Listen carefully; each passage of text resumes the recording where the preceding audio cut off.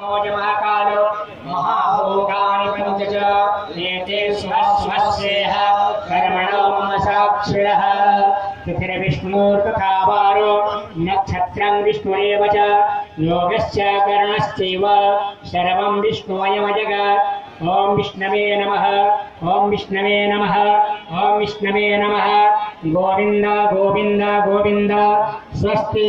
श्री श्रीमद्जगत्प्रतिष्ठेकारस्य रक्षा शिक्षा प्रशिक्षणस्य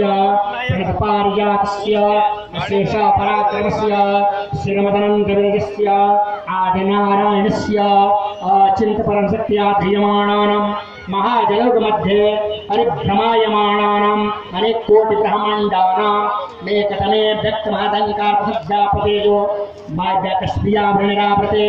अस्मिन् महति ब्रह्माण्डखण्डे श्रीमद्भगवतो महापुरुषस्य विष्णुरज्ञापवर्तमानस्य अद्य श्री ब्रह्मणहने द्वितीय प्रारंभे विष्णुपदे श्री श्वेत वाराह कल्पे वैवस्वतमनमन्तरे अष्टाविंशतितमयुगे कलिजुगे कलिप्रथम चरणे भूर्लोके जम्बूद्वीपे भारतवर्षे भरतखण्डे